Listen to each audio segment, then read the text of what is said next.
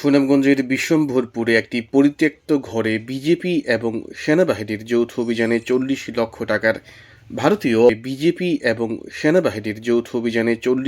টাকার ভারতীয় অবৈধ পণ্য আটক করা হয়েছে। ২৮ বর্ডার গার্ড ব্যাটালিয়ন, বিজিবি ও সেনাবাহিনীর একটি যৌথ দল গোয়েন্দা তথ্যের ভিত্তিতে সুনামগঞ্জ জেলার বিশ্বম্ভরপুর উপজেলার ঘাকটিয়া গ্রামে এক পরিত্যক্ত ঘরে অভিযান চালিয়ে ২৫০০ কেজি অবৈধ ভারতীয় জিরা এবং ৯৫০০ কেজি ভারতীয় ফুচকা আটক করেছে। রোববার ভোরে বিজেপি এবং সেনাবাহিনীর সমন্বয়ে যৌথ অভিযানে এসব অবৈধ ভারতীয় পণ্য আটক করে সুনামগঞ্জ শহরের মল্লিকপুরস্থ বিজেপির হেডকোয়ার্টারে নিয়ে আসা হয়, যার বর্তমান সিজার মূল্য রয়েছে ৪০ লক্ষ টাকা।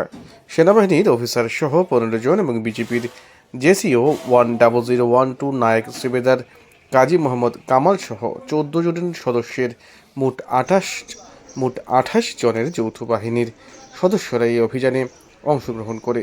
এ ব্যাপারে ২৮ বর্ডার গার্ড ব্যাটালিয়ন বিজিপির সুনামগঞ্জ অঞ্চলের অধিনায়ক লেফটেন্যান্ট কর্নেল একেএম জাকারিয়া কাদের সাংবাদিকদের বলেন, বিজিবির সদর দফতরের ঊর্ধ্বতন কর্তৃপক্ষের নির্দেশনা অনুযায়ী সীমান্তের নিরাপত্তা রক্ষার পাশাপাশি সীমান্ত দিয়ে চোরাই পথে অবৈধ ভারতীয় পণ্য প্রবেশের কারণে সরকারের রাজস্ব ক্ষতি রোধে সুনামগঞ্জের ১৯টি বিওপির সেনা সদস্যর প্রতিটি সীমান্ত এলাকায় অতন্ত্র প্রহরীর মতো কাজ করছে।